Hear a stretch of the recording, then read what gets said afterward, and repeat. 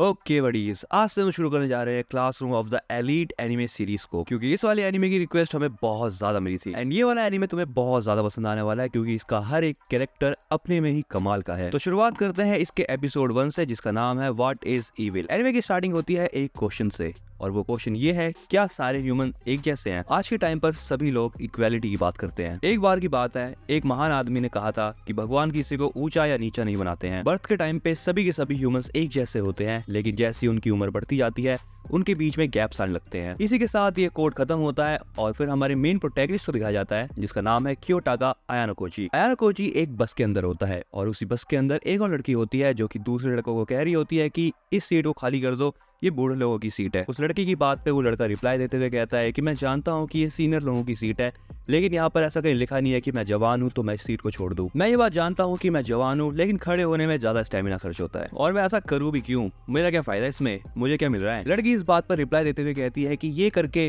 तुम इस सोसाइटी के लिए एक अच्छा काम करोगे। तो लड़का बोलता है कि मुझे कोई इंटरेस्ट नहीं है सोसाइटी के लिए अच्छा काम करके, मुझे तब भी कुछ नहीं मिलने का, और अपने आसपास ही देख लो जितने लोग इस सीट पे बैठे हैं उनका क्या। इस बात को सुनने के बाद वो लड़की सभी बस वालों से कहती है कि कोई भी ऐसा है जो कि अपनी सीट देना चाहेगा। उस बस में जितने भी लोग बैठे होते हैं उनमें से एक औरत खड़ी होती है और वो कहती है कि अगर आपको मेरी सीट चाहिए तो आप बैठ सकती है। आयानोकोची भी बस के अंदर बैठ के सारी की सारी चीजें सुनता है, लेकिन वो रिप्लाई नहीं देता किसी भी बात का। यहाँ पे सीन शिफ्ट होता है और बस एक स्कूल के बाहर पहुंच जाती है। आयानोकोची उस बस से बाहर निकलता है और स्कूल को देखकर कहता है, तो अच्छा ये है मेरा नया स्कूल। आयानोकोची के नए स्कूल का नाम है Tokyo metropolitan advanced nursing high school. ये स्कूल जापानीज गवर्नमेंट ने बनवाया है ताकि जो भी बच्चा यहाँ से पढ़े वो जापान के फ्यूचर के लिए कुछ अच्छा कंट्रीब्यूट कर सके। इस स्कूल की खासियत यह है कि जो भी बच्चा इस स्कूल से पढ़ के बाहर निकलता है उसकी 100% जॉब लगना पक्की है। इसी के साथ ही साथ इस स्कूल का टीचिंग मेथड बहुत कमाल का है, और वो कैसे है ये बात हम आगे जानेंगे। इसके बाद एक नई लड़की को दिखाया जाता है जो कि आयानोकोची के सामने है। वो आयानोकोची से कहती है कि तुम मुझे बस में क्यों देख रहे थे। आयानोकोची कहता है कि ओ उसके लिए सॉरी, मुझे लगता है कि तुम भी इंटरेस्टेड नहीं थे बिल्कुल मेरी तरह सीट देने में, मुझे लगता है कि तुम्हें भी इन सब बातों से फर्क नहीं पड़ता। इस बात पर वो लड़की रिप्लाई देते हुए कहती है कि मुझे अपनी तरह मत समझो, वो मेरी मर्जी थी कि मैंने अपनी सीट नहीं दी। ये बात कहते ही वो लड़की वहां से चली जाती है। अगला सीन होता है स्कूल के ऑडिटोरियम का, जहाँ पर स्कूल काउंसिल प्रेसिडेंट ओरिगिता मानाबू सबको ग्रीटिंग्स दे रहा होता है। वो सभी नए स्टूडेंट से कहता है कि तुम्हारा सीनियर होने के नाते मैं तुमसे कुछ बातें करना चाहता हूँ और तुमको ग्रीटिंग्स देना चाहता हूँ। जैसे कि तुम सभी जानते हो कि हमारा स्कूल हर एक चीज में परफेक्ट है, चाहे वो एम्प्लॉयमेंट रेट हो या कॉलेज एंट्री रेट, और ये सारी की सारी चीजें हमारे स्कूल ने बहुत ज्यादा हार्ड वर्क से गेन करी है। यहाँ पर सभी ग्रेजुएटिंग स्टूडेंट के साथ साथ मैं रिक्वेस्ट करता हूँ नए स्टूडेंट को कि वो भी इतनी ज्यादा मेहनत करे। इसके बाद आयानोकोची को दिखाया जाता है वो उसी लड़की के साथ है जिससे वो थोड़ी देर पहले मिला था। उसको देखकर आयानोकोची अपने आप को कहता है कि अच्छा तो हम दोनों एक ही क्लास में हैं। इसके बाद उनके क्लास का सीन दिखाया जाता है जहाँ पर बहुत सारे बच्चे आपस में बात कर रहे होते हैं। वो सब आपस में बात कर रहे होते हैं कि तुम्हें किस टाइप की मांगा देखना पसंद है। तो इस पे आंसर आते हैं कि किसी को सोचो मांगा पसंद है, किसी को मिस्ट्री और किसी को रोमांस। और इसी के बीच आयानोकोची को भी दिखाया जाता है जो कि एक कोने में शांत बैठा है, और आयानोकोची के बगल में वही लड़की बैठी होती है जो कि उससे पहले मिली थी। इसके बाद क्लास के एक दूसरे लड़के को दिखाया जाता है जो कि सबसे कहता है कि मुझे ऐसा लगता है कि हमको अपने आप को इंट्रोड्यूस करना चाहिए क्लास के सामने, इससे फायदा ये होगा कि हम एक दूसरे को बहुत अच्छे से जान पाएंगे, और वैसे भी अभी टीचर के आने में टाइम है तो चलो फिर शुरू करते हैं। उस लड़के की इस बात से सारे के सारे स्टूडेंट तैयार हो जाते हैं एंड इसके बाद वो लड़का सबसे पहले खुद को इंट्रोड्यूस करते हुए उसका नाम बताता है। उसका नाम है हिराटा योसुके। इसी के साथ वो ये भी कहता है कि फॉर्मेलिटी करने की कोई जरूरत नहीं है, तुम मुझे बस योसुके भी कह सकते हो। मुझे स्पोर्ट्स खेलना पसंद है और स्कूल में मैं सॉकर क्लब को ज्वाइन करूंगा। इसके बाद वो बस वाली लड़की भी खड़ी होती है और वो अपना इंट्रोडक्शन देते हुए कहती है कि मेरा नाम है कुशिदा किक्यो और मेरा गोल है इस क्लास के सभी बच्चों के साथ दोस्ती करना, एंड इसी के साथ मैं तुम सबके साथ अच्छी मेमोरीज भी बनाऊंगी। इसको देखने के बाद आयानोकोची अपने मन में कहता है कि ये लड़की पक्का पॉपुलर हो जाएगी क्लास में और ये दोस्ती बनाई लेगी लड़कों और लड़कियों दोनों को। इसी के बीच सारे के सारे बच्चे अपना इंट्रोडक्शन दे रहे होते हैं और आयानोकोची बैठ के ये सोचता है कि वो क्या बोलेगा जब उसकी बारी आएगी तब, क्योंकि उसके पास ना ही कोई हॉबी है ना ही कोई टैलेंट। मैं बस एक सफेद पक्षी की तरह हूं जो कि आराम से उड़ रहा है। और यही सारी की सारी बातें सोचते सोचते आयानोकोची की भी बारी आई जाती है। अपना इंट्रोडक्शन देने से पहले आयानोकोची ये बात सोचता है कि मैं फुल एनर्जी के साथ अपना इंट्रोडक्शन दूंगा, क्योंकि अगर वो ऐसा करेगा तो हो सकता है कि उसकी स्कूल लाइफ भी बेहतर हो जाए। लेकिन आयानोकोची अपने मन में जो भी कुछ सोचता है वैसा कुछ भी नहीं होता। वो बस आराम से खड़ा होता है और अपना नाम बताने के बाद कहता है कि मुझे तुम लोगों के साथ अच्छा लगेगा। जैसे ही आयानोकोची ये बात खत्म करता है सभी के सभी क्लास के लोग उसे देखने लगते हैं। आयानोकोची ये भी कहता है कि वो किसी चीज में अच्छा नहीं है, लेकिन उसे जितना बन पाएगा वो सबकी मदद करेगा। इसी के साथ आयानोकोची का इंट्रोडक्शन खत्म हो जाता है और सभी क्लास वाले उसकी बात पे ताली मारते हैं। आयानोकोची के बाद एक दूसरे लड़के की बारी आती है जो कि कहता है कि हम छोटे बच्चे हैं क्या जो कि अपना इंट्रोडक्शन देंगे, तुम सब बच्चों को जो भी करना है करो, लेकिन मुझे इन सब चीजों से बाहर रखना। और इसके बाद उनकी क्लासरूम टीचर आ जाती है और वो आते ही सबसे पहले अपना नाम बताती है जिनका नाम है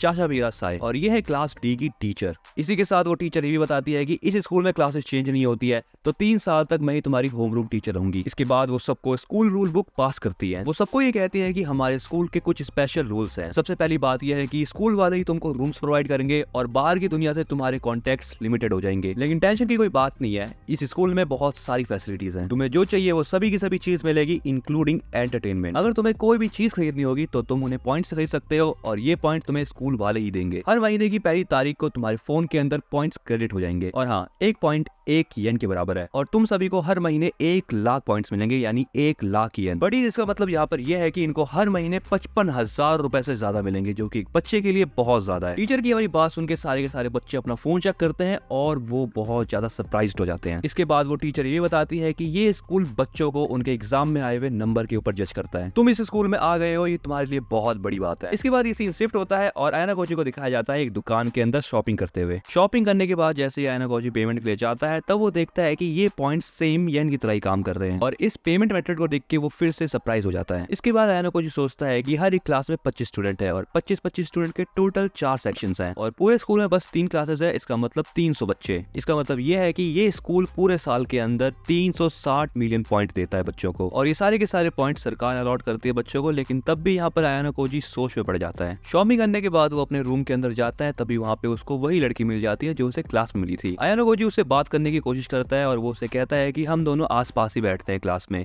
तो हम दोनों को एक दूसरे का इंट्रोडक्शन ले लेना चाहिए। आयना कोजी की इस बात पे वो लड़की कहती है कि अगर मैं तुम्हें अपना नाम ना बताऊं तो। इस पे आयना कोजी कहता है कि तब ये बहुत अजीब बात होगी कि हम एक दूसरे के आसपास बैठे हैं और 3 साल तक हमें एक दूसरे के नाम ही नहीं पता। आयना कोजी की ये बात सुन के वो लड़की अपना नाम बताती है। उसका नाम है सुजुने होरिकिता। आयना कोजी जैसे ही सुजुने का लास्ट नेम सुनता है, वो उससे कहता है कि क्या तुम प्रेसिडेंट से रिलेटेड हो, क्योंकि प्रेसिडेंट का नाम भी मानाबू होरिकिता है। आयना कोजी की ये बात सुन के होरिकिता उसे इग्नोर करती है और अपनी शॉपिंग में वापस लग जाती है। होरिकिता को सस्ता सामान खरीदते हुए देखकर आयना कोजी कहता है कि तुम्हें महंगे सामान खरीदने चाहिए, लेकिन होरिकिता सिंपली उसको मना कर देती है। उन दोनों की बातें चली रही होती है, लेकिन उनकी नजर तभी फ्री सामान के ऊपर जाती है। आयना कोजी उस सामान को देखकर कहता है कि शायद ये सामान उन बच्चों के लिए होगा जो कि अपने पॉइंट समय आने से पहले ही खर्च कर चुके हैं। इस बात पर होरिकिता कहती है कि कोई ऐसा कैसे हो सकता है कि जो इतने सारे पैसे खर्च कर दे। वो दोनों आपस में बात कर ही रहे होते हैं, लेकिन तभी उन्हें बाहर से लड़ाई करने की आवाज आती है, जिसके बाद हमें दिखाया जाता है कि उन्हीं के क्लास का एक लड़का सूडो अपने से सीनियर बच्चों से लड़ रहा है। यहाँ पर सूडो की बहस हो रही होती है अपने से सीनियर बच्चों के साथ। वो सीनियर बच्चे सूडो से ज्यादा बात नहीं करते, लेकिन जाते जाते वो सूडो को ये कहते हैं कि कुछ दिनों बाद ही तुम्हें इस स्कूल की डार्क साइड पता चलने वाली है।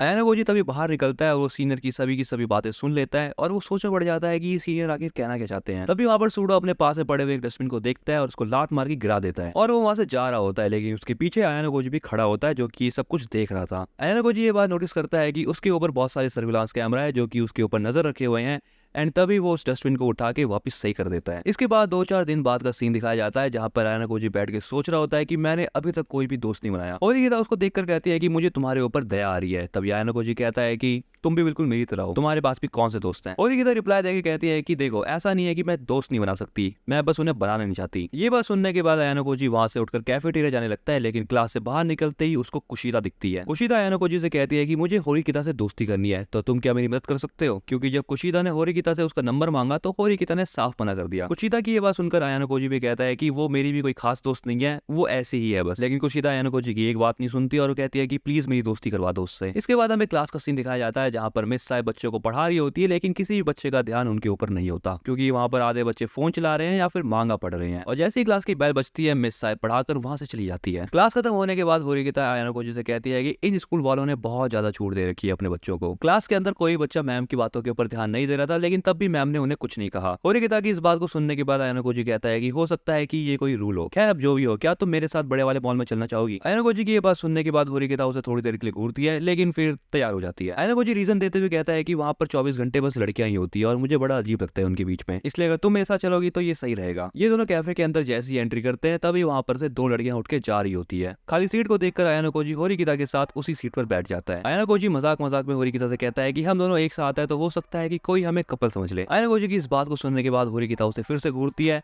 और फिर आयना कोजी कहता है कि मैं मजाक कर रहा था। ये दोनों आपस में बात कर ही रहे होते हैं, लेकिन तभी वहाँ पर कुशिता भी आ जाती है। कुशिता उन दोनों से बोलती है क्या तुम दोनों यहाँ पर रोज आके बैठते हो। आयना कोजी कहता है कि नहीं, हम पहली बार ही आए हैं। आयना कोजी और कुशिता दोनों आपस में एक साथ बात कर ही रहे होते हैं, लेकिन तभी वहाँ पर अचानक से होरिकिता खड़ी हो जाती है और आयाना कोजी को कहती है कि चलो बस बहुत हुआ। होरिकिता आयाना कोजी से कहती है कि कुशिदा आ चुकी है तो अब शायद तुम्हें मेरी जरूरत नहीं होगी। आयाना कोजी होरिकिता से कहता है कि नहीं, ऐसा कुछ भी नहीं है जो तुम सोच रही हो, हम दोनों बस क्लासमेट्स हैं। लेकिन तब भी होरिकिता कहती है कि नहीं, मुझे यहाँ से जाना है क्योंकि मुझे यहाँ पर कुछ गड़बड़ लग रही है। क्योंकि आयाना कोजी और उससे पहले जो 2 बच्चे बैठे हुए थे वो दोनों भी उन्हीं की क्लास के थे और क्लास को खत्म हुए बस 2 ही मिनट हुए थे, तो इतनी जल्दी आकर इतनी जल्दी वो लोग क्यों चले गए। ये बात और ज्यादा आयाना कोजी से झिड़ी नहीं आती और आयाना कोजी कहता है कि हाँ, ये एक प्लानिंग है। तभी अचानक से कुशिदा खड़ी होती है और होरिकिता का हाथ पकड़ के कहती है कि मेरी दोस्त बन जाओ। होरिकिता कुशिदा से कहती है देखो, मुझे तुमसे दोस्ती नहीं करनी, तुम बस अपना टाइम बर्बाद कर रही हो मेरे ऊपर। कुशिदा होरिकिता से कहती है कि अगर तुमने मुझे अपना दोस्त नहीं बनाया तो तुम 3 साल तक अकेली रह जाओगी। इस बात को सुनने के बाद होरिकिता कहती है कि मैं पिछले 9 सालों से अकेली हूँ और अगर तुम किंडरगार्टन के सालों को मिला लो तो और भी ज्यादा हो जाएगा। ये सब बातें कहने के बाद वहां से होरिकिता चली जाती है। देन इसके बाद कुशिदा भी आयाना कोजी से माफी मांगती है क्योंकि उसकी वजह से होरिकिता आयाना कोजी के ऊपर भी गुस्सा हो गई है। आयाना कोजी कहता है कोई बात नहीं, मुझे कोई फर्क नहीं पड़ता। इसके बाद ये दोनों के दोनों बाहर निकल जाते हैं वहां से। जैसे वो दोनों बाहर जाते हैं उनको इचिनोसे मिल जाती है और यहाँ पर जो इचिनोसे है वो क्लास 1B की स्टूडेंट है। आयाना कोजी कहता है कि मुझे यकीन नहीं होता कि तुमने इतनी जल्दी दूसरे क्लास के बच्चों से भी दोस्ती कर ली। इसके बाद सीन शिफ्ट होता है और हमें दिखाया जाता है कि बच्चे बहुत ज्यादा मजे कर रहे हैं एंड इसी के साथ साथ बहुत अंधाधुंध पैसा भी उड़ाए जा रहे हैं। यहाँ तक कि टीचर क्लास में पढ़ा रही है और बच्चों का बिल्कुल भी ध्यान उनके ऊपर नहीं है। लेकिन इन सभी बच्चों को ये नहीं पता था कि इनको सबसे बड़ा झटका लगने वाला है इनकी लाइफ का, वो भी 1 तारीख को, क्योंकि अगले महीने की 1 तारीख को इन बच्चों के अकाउंट में एक भी पॉइंट क्रेडिट नहीं हुआ था। ये चीज देखकर इन सभी की सभी बच्चों की ऐसी की तैसी हो गई और उन्होंने मैम से पूछा कि मैम ये क्या चल रहा है। बच्चे मैम से कहते हैं कि इस बार हमारे अकाउंट के अंदर कोई भी पॉइंट क्रेडिट नहीं हुए हैं। ये हो सकता है कि शायद सिस्टम में कोई गलती हुई हो, लेकिन तभी उनकी मैम कहती है कि नहीं,